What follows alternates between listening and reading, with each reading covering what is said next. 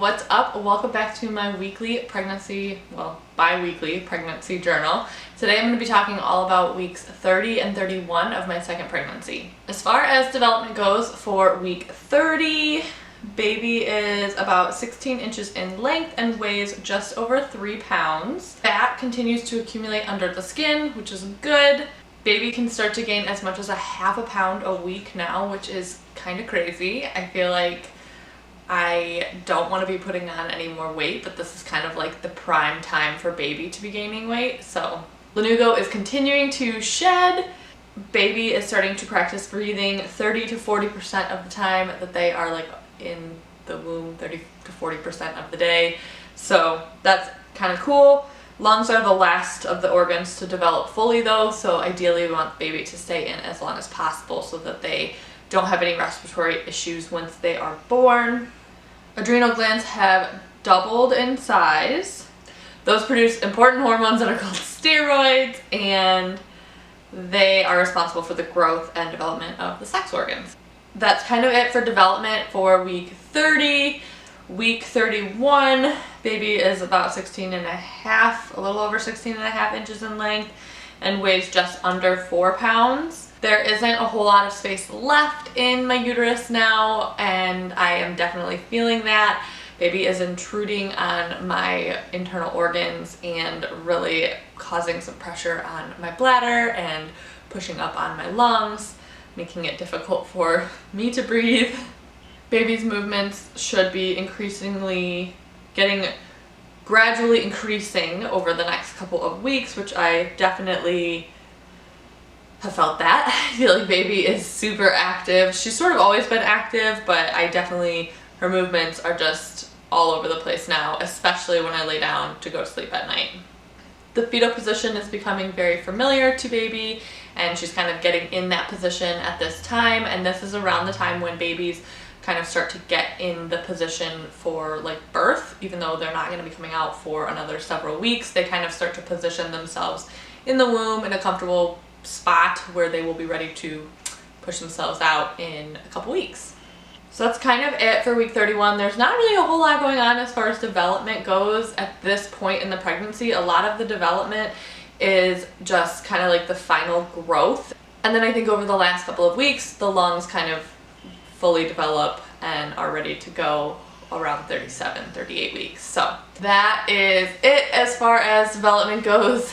And as far as how my weeks went, week 30 was a really fun week. My husband actually went away at the end of that week for a camping trip with a couple of his friends up north, and he went it was like a fishing camping guys trip.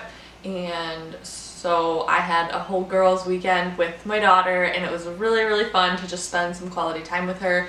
She is a complete daddy's girl, so when he is around, she's just not really that interested in me.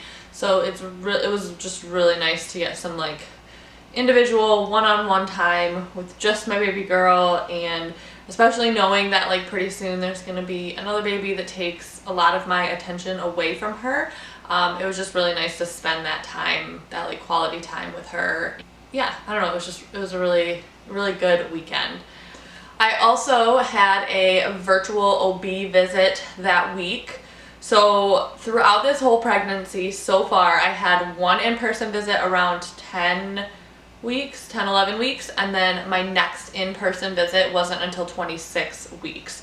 I did have 2 OB visits between 10 and 26 weeks, but both of them were virtual appointments, and I did have the one after 26 weeks, so at 30 weeks, was also virtual. So the virtual appointments are different. I feel like I'm really glad that this is my second pregnancy and that I don't feel like I necessarily need every visit to be in person. But I will say I think not having as many in-person visits has caused me a little bit more, like, I've been a little bit more nervous about some of the things that I'm feeling this time that might feel a little bit different than what I felt with my daughter. And in-person visits are nice because the doctor actually physically gets to see you, touch you, and like let you know, reassure you that like things are okay, versus just talking to someone over a screen. I just don't feel like you get the same effect. So I feel like it would be nice if a couple more of my visits were in person, especially as I'm getting later into my pregnancy.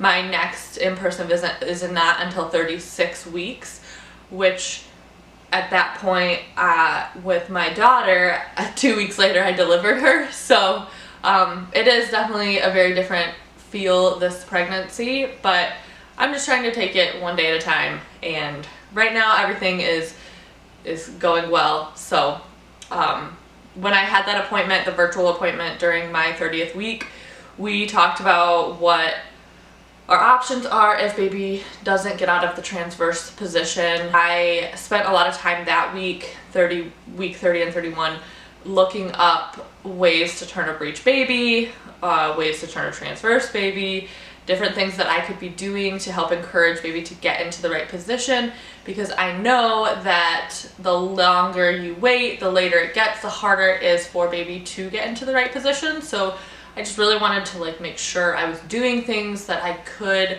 to allow baby the best chance at getting into the position for birth, the best position for birth as early as possible, so that she kind of gets there and stays there and has room. So that's kind of what I did that week. We talked about the possible external cephalic version. I opted out of that for my first daughter, and I don't know if it's something that I would do this pregnancy if it came down to that, but I do think I would take it more into consideration. With my daughter, I was pretty much like, no, I'm not going to do anything. If she flips, she flips. If she doesn't, she doesn't. This time around, I'm definitely more interested in making sure that this baby gets her head down.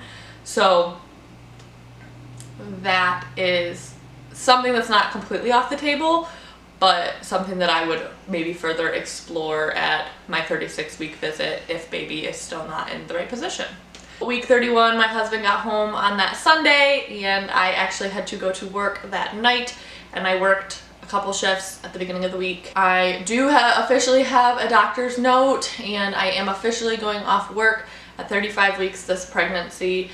It has just been a more difficult time this second time around, especially at work. Like, I feel like I haven't felt, it's like I feel bad in different ways, I guess, versus my first pregnancy. And I think a big part of it is just I don't have the same kind of time to rest and hydrate and like think about myself, because I'm just thinking about my daughter, who has a lot of needs and needs me all the time. And so I feel like I spend most of my day caring for her, worrying about her, and then the day will go by and I'll be like, wow, I hardly drank any water and I'm having all these Braxton Hicks, and I have definitely been having more pelvic pain. Getting up and down off the ground has been more difficult. So it's just been a little bit different of an experience this time around. Not bad, just different. And because of that, I am going to be going off work a little bit earlier than I did with my last pregnancy, just so that I can spend some time resting and hopefully keeping this baby in as long as possible. During week 31, I also started physical therapy, which I'd been talking about for weeks, and I'm super excited that I finally got the chance to get started with that.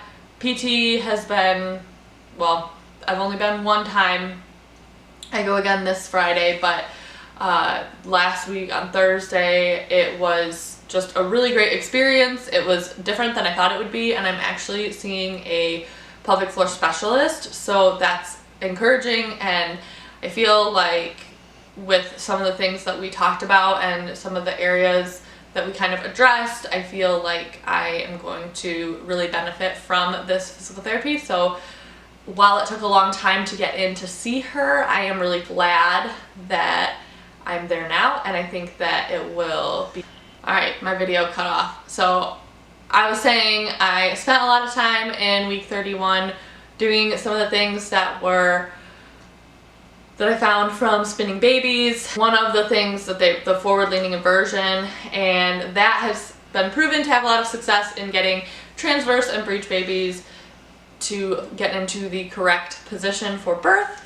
So I have done those for like, I think I did like a couple of them a day for like a couple days in a row. And I definitely feel different. On Thursday night, I started feeling a lot of pressure down low, and after I put my daughter to bed, I was kind of like picking up the house, and I felt a lot of pressure and some contractions, like some Braxton Hicks, and so that's usually my sign that I need to like chill out and rest. So I came in, I sat down, put my feet up, and I told my husband, I was like, the baby just feels really low and really heavy. And so that was kind of the first sign that I felt like maybe something was different. And then I went to work Friday night, and I had like an hour and a half of time while I was at work that I just was having like kind of consistent contractions. They weren't like, they were consistent in the fact that I just feel like I just kept kind of having them. They weren't like, there was no like rhyme or reason for them. Like I knew that they were kind of, they were just Braxton Hicks, but I felt like I was trying to do everything that I could to get them to go away, like drink water and sit and rest and as much as I could while I was at work. But they just were kind of nagging for like an hour and a half. They finally did kind of subside, but I made the decision on my way out of work to just stop at L&D triage because I just hadn't been seen by a doctor very much this pregnancy. And while I didn't really think that I was in preterm labor, I just felt different, and there were things that I was worried about and things that felt different, and I just wanted a provider to look at me, assess me, tell me that everything was okay. So that was pretty much why I went to triage. I just needed some peace of mind because things just really didn't feel like they did with my daughter, and when my daughter's birth experience was so fast, I just wanted to make sure I wasn't missing anything, or that what I'm feeling is normal and that I don't need to be like concerned or worried about it. So in triage, they hooked up the baby to the monitor. She looked great. They tested my urine. I was dehydrated even though I was chugging my water, so they encouraged me to continue just pushing fluids more so than I think that I need. And then the midwife came in and said she was just gonna check my cervix. She didn't believe that I was in preterm labor, but just for the sake of making sure that nothing was happening down there, she went ahead and checked my cervix. And she told me that she felt baby's head right there. So my cervix is not, I was not dilated, my cervix was still firm, it was still far back, like labor is not progressing and nothing like that. But she did say that she could feel the head, which is probably why I'm feeling all this pressure down low, and kind of my belly just feels different this time because my daughter is not in the same position that Vivian was in. So that explained a lot and gave me some comfort in knowing that like it's the pressure down low is normal, and that I don't have to necessarily be worried that I'm in labor just because I'm feeling this like heavy pressure. That's just baby's head pushing down. So I left triage feeling a lot better, just knowing that I had somebody check me over and tell me that everything was fine. And I ended up taking the night off of work Saturday night, just per their recommendation to come home and rest and hydrate. So I ended up doing that and then went back to work last night and actually just woke up this afternoon from my nap. So, and that leads us to here. And now that's pretty much my update. So weeks 30 and 31 were exciting. A lot happened actually in these last 2 weeks, so this video is going to be a little bit longer and it is going to be me talking a little bit more, so hopefully you are able to stay tuned for the whole thing. I'm going to give you a quick update on how my bump is progressing. Here is a quick look at how my bump is progressing. I am actually just a day past 32 weeks right now, so here is where I'm at. Take this off. So this is my 32 and a day week bump. I'm kind of at the point now where I just like to wear stretchy pants. It just feels better. So, there's a baby in there. That is my bump progression. That is where we are at with my bump progression. I'm excited for this upcoming week because my baby moon is this weekend and I've got some other exciting stuff coming up the next like 2 weeks. So April is going to be a really busy month. It's like the last month before baby month, so we're just trying to get as much stuff done as we can and enjoy what time we have left with our daughter before she becomes a big sister. So if you like this video, make sure you give it a thumbs up. Don't forget to hit subscribe. I will link all the videos from my previous weeks in the description box below so you can check those out. And that will be it for my update this week, and I will see you guys in my next one. Bye.